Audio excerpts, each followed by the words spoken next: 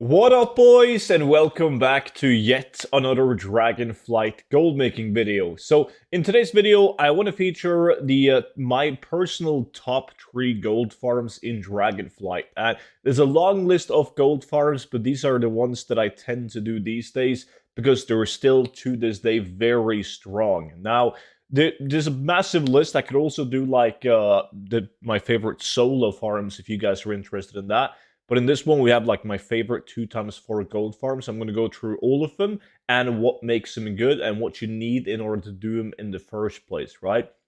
First of all, if this is the sort of content that you guys are interested in, just make sure to subscribe to the YouTube channel, because that way you'll be notified whenever I upload a video, so you can jump right onto that video before everyone else comes along and destroys the prices.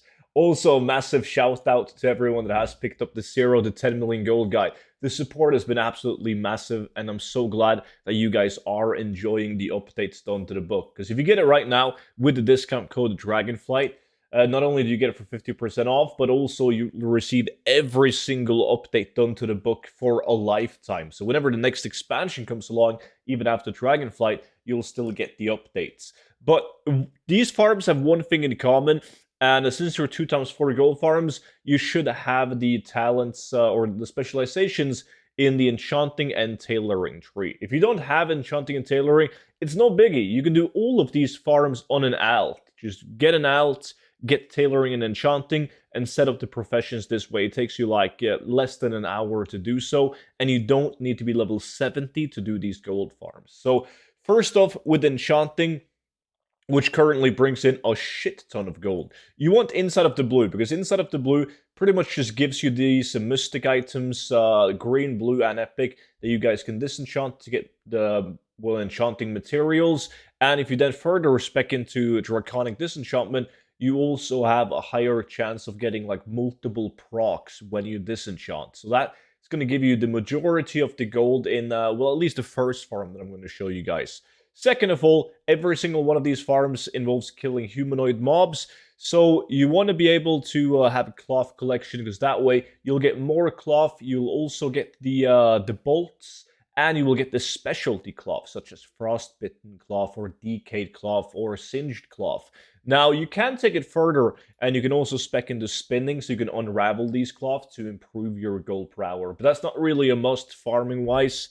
So that is like the specializations in order to do this farm. Now, the first farm is, well, it's not going to come as a big shock to most people, but it is the gnolls in the Azure span. You kill like, well, usually we do like 7.5 to 8,000 mobs an hour, depending on the group that you have, and it is absolutely insane. I've received 13 mystic epic items, 2 hours on this farm.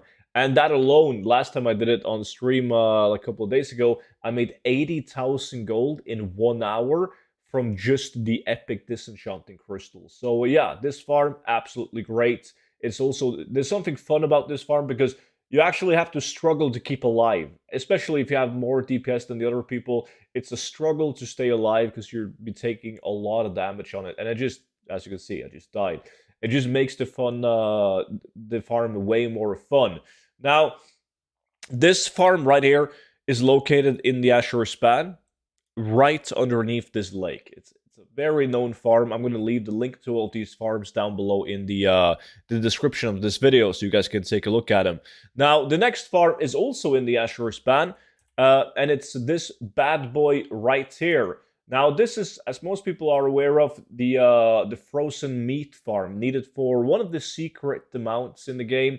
And it is really good, because in a good group, you'll be killing almost 4,000 mobs or something like that an hour. So you'll still make a decent amount of gold from the cloth and the disenchanting items.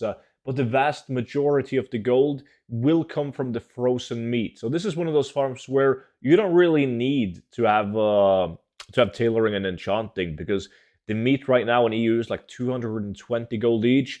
Our best hour, we get like an average of 350 meat an hour. So that's like how much? Like 70, over 70, almost 80,000 gold an hour in just the frozen meat. Now, the frozen meat that I'm referring to is, let's see, this one right here, the flash frozen meat. So I've sold for 600,000 gold almost off those, and I haven't done it that many times, probably like 7 hours, something like that. So it's a very solid farm, and that one, once again, the Asher's band, but down in this camp area right here. Now, the other one is one that has been changed a lot, and it's very interesting. I actually really like this farm, and it's something that I probably should do more often. And it's this one right here. So this is for the decayed cloth, right? This is a clip from my stream.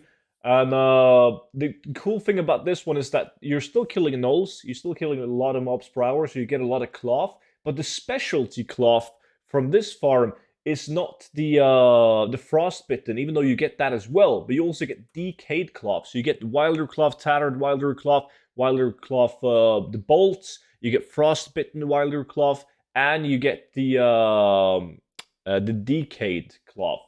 And this farm used to also drop the actual rousing for Awakened Decay, but Blizzard nerfed that. But it's still a very good farm because you do get a ton of decayed wilder cloth on top of the frostbitten cloth and all of that. So you can expect to get like 700-ish of the decayed wilder cloth an hour. And that's really good because you're going to make like over 30,000 gold an hour-ish on the decayed wilder cloth alone. Now, the location for that specific farm is, once again, in the Asher span. And it's right here. The entire area is filled with DK mobs. However, this area is the only one that properly hyper-spawns on these mobs. So, very solid farm, and it really, you should really pay attention to the price on the rousing DK and the cloth, because it's very popular to shuffle, like unravel the DK, the wilder cloth, and sell it as awakened DK instead. However, when people are aware of it, they will buy up the cloth and make it to the point where it's going to be break even or even a loss to unravel the cloth. So pay attention to that. But it has, like in the past, given you like all the way up to like 60,000 gold an hour just unraveling the cloth from just buying it on the auction house and unraveling it. So pay close attention to that. So it is kind of strange that like my top 3 farms are all in the same zone, but the density in Asher span, like there's a ton of other locations as well in like farming spots in this zone that's just really good. But these are the farms that I've attended on the most lately. But there is a lot of farms that was like close to making it to this list, but I felt like it was natural to feature the ones that I've done the most because they tend to give the highest gold per hour. But you also have something like the Awaken Air farm that's really popping off right now, and with the right spec, that one could perform better than at least the Decayed Cloth one, but not the these gnolls or the frozen meat farm with the current prices, that is. However, that was it for today's video. So if you guys liked it, and please let me know down below in the comment section if you want me to do like a solo farm version of this. And yeah, make sure to subscribe to the YouTube channel and you'll be notified whenever that goes live. And that's pretty much it. Guys, thank you all so much for watching, and I will see you all back in at the next video. But until then, bye-bye.